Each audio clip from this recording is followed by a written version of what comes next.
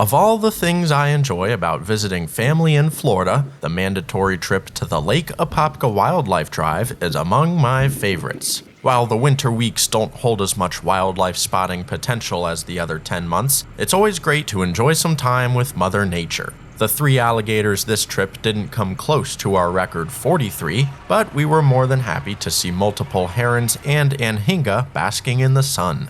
An added perk of the Wildlife Drive is its extreme proximity to the Florida Central Railroad, where incredible timing had us passing back through Plymouth at the exact moment the train was doing the same.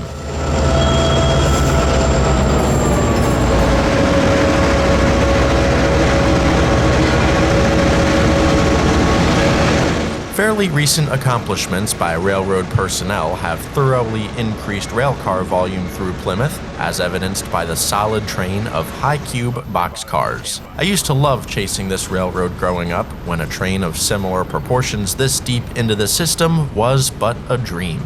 It was very exciting and refreshing to see, and my family and I were soon off to our next activity. Leaving town to resume our regularly scheduled programs, my sister had a flight out of Daytona at 6:30 in the morning on Sunday, November 26th. After dropping her off, I had ample time to fill before I wanted to be back in Wilmington, which of course meant it was time to find some trains. I tuned into the Waycross radio feed on the way up I-95, going on a hunch that there was to be a northbound office car special departing CSX's Rice Yard this morning. At the exact moment I crossed the St. Mary's River into Georgia, train P001 announced its presence within the yard. P001, A-top. Go ahead. Yes, sir. John Freeze got all the paperwork ready to make our move, I guess, to the backside of the shop. Over. Leaving home in the wee morning hours meant I was latitudinally ahead of the train by the time they completed their job briefing, and I knew I had to capitalize.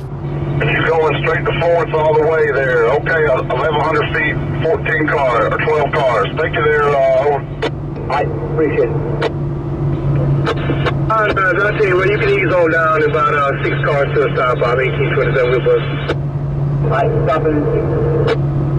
With locomotive number 1827 on the head end, it was going to be a good train indeed. What quite intrigued me was the crew advising dispatch of their consist, 8 loads and 4 empties. I knew the loads had to be passenger cars, but couldn't guess what the empties might be. I was excited to find out as I pulled into Jessup, Georgia, right on top of Amtrak's southbound Silver Meteor. I was pleasantly surprised to see Jessup had a railfan platform much like the nearby Folkestone Funnel, but I opted for the street-side view of train PO97. Its 2 P42 DCs throttled out of the station stop within minutes, with Jacksonville up next.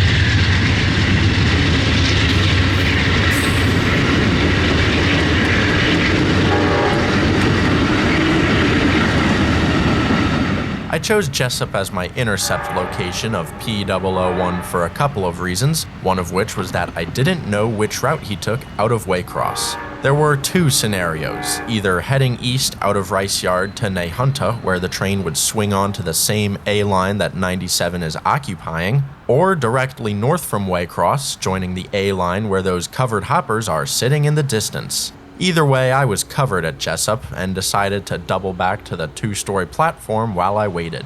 It was the first of many pleasant surprises this morning, providing a wonderful, elevated view of the main line and its surrounding artifacts. My favorite relic was the old connection track between ACL in the foreground and the nearby Southern, still identifiable by the aged semi-trailer in the background. That means there's a Norfolk Southern presence in Jessup as well, as their Brunswick district runs out to its namesake's automobile seaport, shooting over CSX's A-line en route.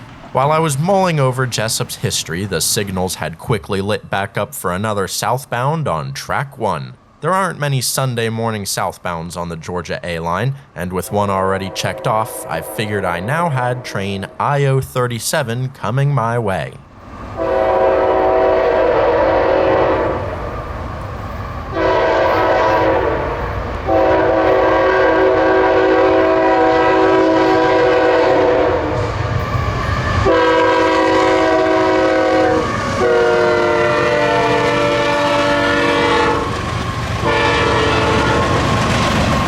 I was happy to have guessed correctly.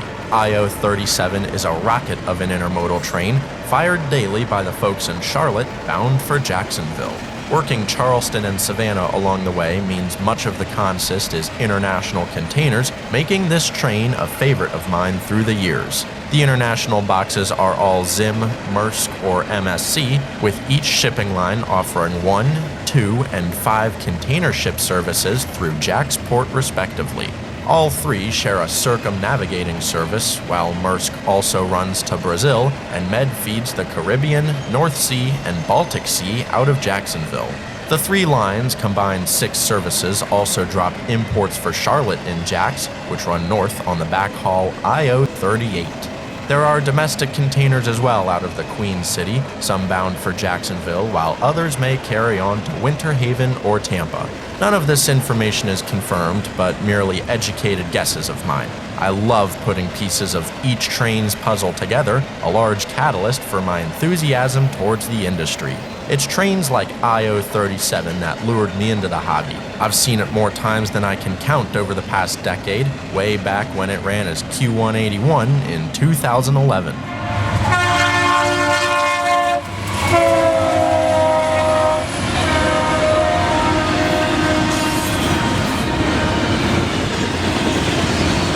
After IO37 cleared, the main event took place as crossing bells activated for northbound P001, Waycross, Georgia to Washington, D.C.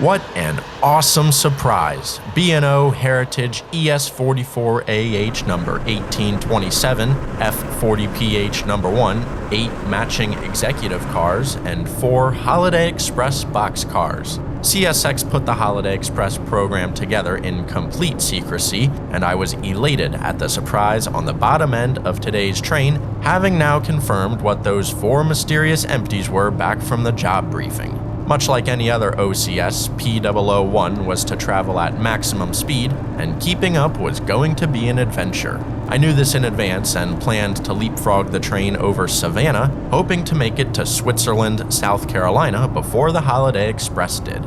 Entering the Palmetto State, I was prepared for the onslaught of traffic and elected to take back roads just in case. The gamble paid off with only 5 minutes to spare in Switzerland after the 87-mile drive from Jessup.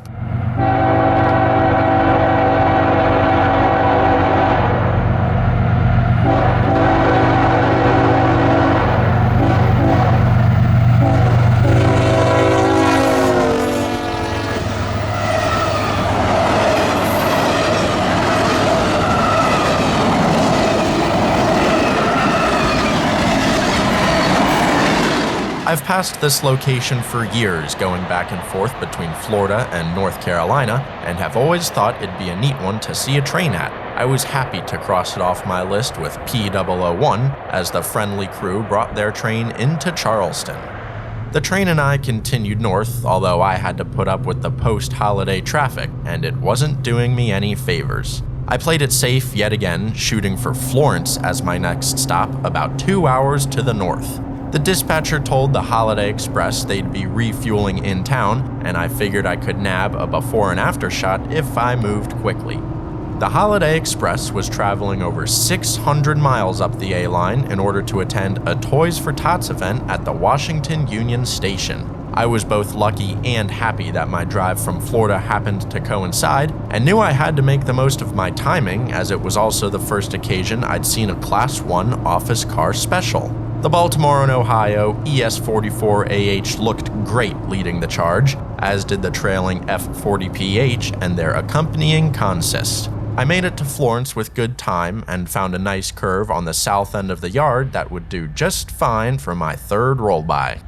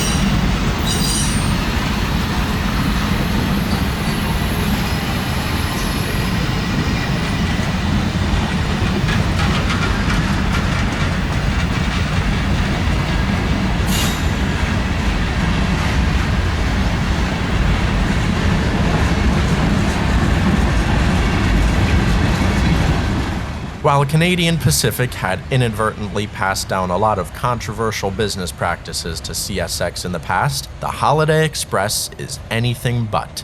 I'm a big fan of the new leadership at CSX, and this train is a class act that only bolsters my opinion.